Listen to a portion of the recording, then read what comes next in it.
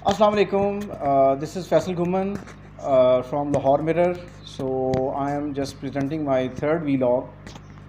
So today we will discuss global inflation and its impact on developed countries and third world countries. Situation ये है इस वक्त पूरी दुनिया में आप देख रहे हैं कि इन्फ्लेशन का कॉस्ट ऑफ लिविंग जो है वो अगर देखें, कमोडिटीज़ की प्राइसेस देखें तो वो दिन ब दिन बढ़ रही हैं। अभी पूरी दुनिया जो है वो कोरोना वायरस से बाहर नहीं निकली और हम देख रहे हैं कि कुछ मुल्कों में ये जो कोरोना वायरस है ये दोबारा अपना सर उठा रहा है, जिसमें चाइना की एग्ज़ाम्पल है, जिसमें नॉर्थ कोरिया की एग्ज़ाम्पल है, एशिया के कुछ और कंट्रीज़ हैं जहाँ पे अभी कोरोना वायरस जो है उसकी नई वेव जो है वो चल रही है। तो दिसंबर 2019 से हम जो है ये कोविड की वजह से पूरी दुनिया की और पाकिस्तान की जो इकॉनमी है उसका अगर हम रिव्यू करें तो खौफनाक हालात हैं इस वक्त। अभी मैं एक रिपोर्ट पढ़ रहा था कि आज ही की रिपोर्ट है कि यूनाइटेड किंगडम में जो इन्फ्लेशन है वो 40 ईयर हाई है, 9% के साथ 40 ईयर हाई मींस के पिछले 40 साल पहले वो इन्फ्लेशन होगी जो उस वक्त रिकॉर्ड होगी, और अब जो है ये 2022 में जो है हाईएस्ट पीक के ऊपर है। इसी तरह अमेरिका के अंदर आप देख लें, you just go through United states, तो 1982 के बाद हाईएस्ट इन्फ्लेशन जो है वो यूनाइटेड स्टेट्स जैसे मुल्क में जो है रिकॉर्ड की गई है। अब कोविड के बाद, कोविड में हुआ क्या कि कोविड में डिमांड एंड सप्लाई का गैप आया।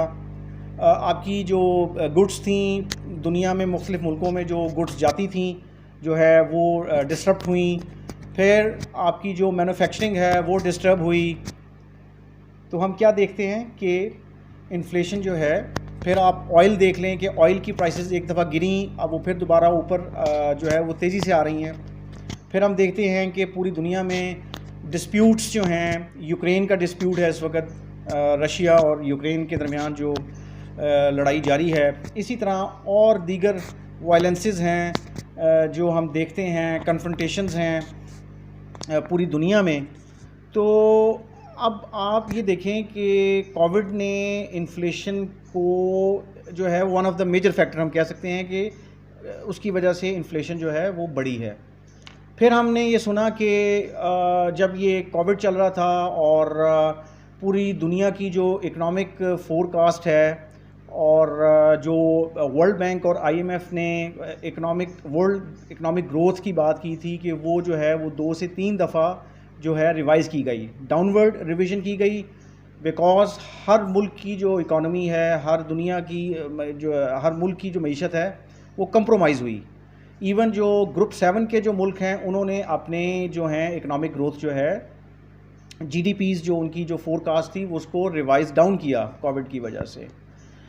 फिर हमने ये भी सुना कि आईएमएफ और वर्ल्ड बैंक जो है वो उनके हेड्स जो हैं वो बार बार कह रहे हैं कि हम जो है थर्ड वर्ल्ड कंट्रीज़ को जो कर्ज़े दे रहे हैं उनमें हम जो है वो छूट देंगे, कर्ज़े माफ़ कर देंगे, चूँकि अगर डेवलप्ड कंट्रीज़ जो हैं उनकी इकोनॉमीज़ शटर हो गई तो फिर हमारे जैसे मुल्क जो हैं, जो डेवलपिंग कंट्रीज़ हैं और जो थर्ड वर्ल्ड कंट्रीज़ हैं, उनकी मईशत जो है वो तो ऑलरेडी ही जो है डिस्टर्ब्ड है, कभी भी हम स्टेबल नहीं हुए।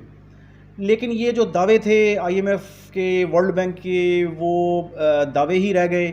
और अब हम देखते हैं कि जी जिस मुल्क की इकॉनमी अफेक्ट होती है वो मुल्क जो है आईएमएफ या वर्ल्ड बैंक के पास रीस्ट्रक्चरिंग के लिए चला जाता है, लोन्स के लिए, या फिर नए लोन्स की बात होती है। जैसे हम पाकिस्तान की एग्ज़ाम्पल ले लें, श्रीलंका की एग्ज़ाम्पल ले लें इस वक्त के, हम लोग जो हैं आगे अपनी जो लोन्स हैं, जो डेट्स हैं, उनको कैसे पे करेंगे। तो उसके लिए अब हमारी मुज़ाकरात चल रहे हैं आईएमएफ के साथ। ये जो नई गवर्नमेंट आई है पीएमएलएन की, though they are in hard waters and things are getting out of control.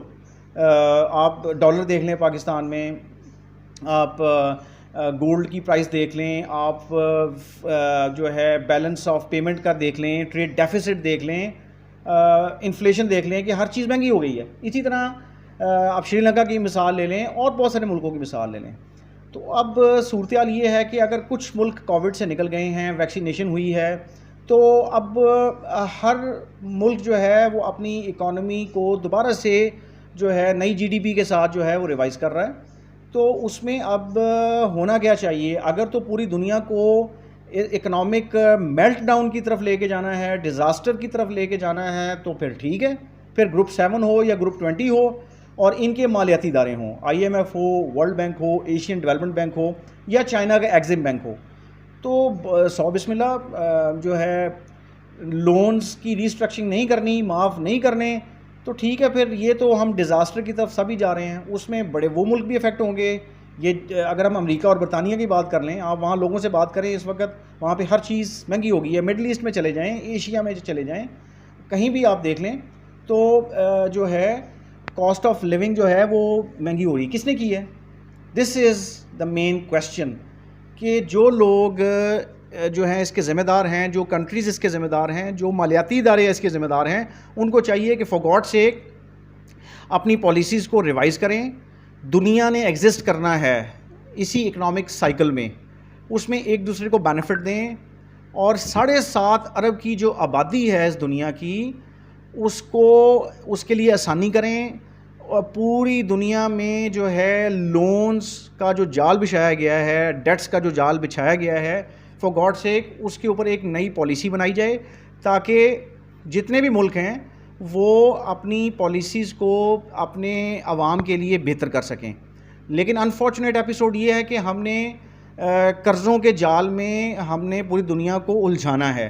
So I think कि इंटरनेशनल फाइनेंशियल इंस्टीट्यूशंस, ग्रुप 7 के कंट्रीज़ जब खुद फील कर रहे हैं कि खुद कि उनके वो इन्फ्लेशन जो है आउट ऑफ कंट्रोल हो रही है, तो बाकी दुनिया का क्या बनेगा?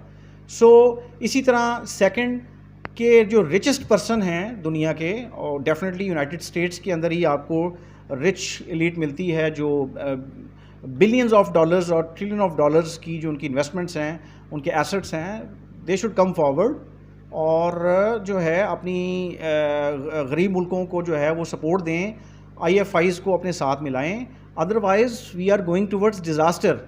सो हमारे जैसे मुल्क जो हैं उनके पास कोई रिफॉर्म्स नहीं हैं कि वो रिफॉर्म्स करके तो अपनी मईशत को खड़ा करें। तो ये एक जो इंटरनेशनल एफ़र्ट है, ग्लोबल एफ़र्ट है, ये ज़रूरी है। और जो है बीइंग जर्नलिस्ट मैं ये समझता हूँ कि इसमें इंटरनेशनल कम्युनिटी को डिफरेंट प्लेटफॉर्म से आगे आना पड़ेगा और पूरी दुनिया की जो मईशत डिस्टर्ब हुई है कोविड की वजह से, और दूसरा वॉर्स की वजह से, जो वॉर्स चल रही हैं, यूक्रेन वॉर की बात कर लें या इस वक्त जो कन्फ्रंटेशंस हैं मुख्तलिफ मुल्कों के दरमियान, वो ग्रो कर रही हैं। तो फ़ैसला जो है ये इंटरनेशनल कम्युनिटी के हाथों में है कि वो क्या करना चाहते हैं। Thank you. अल्लाह हाफ़िज़।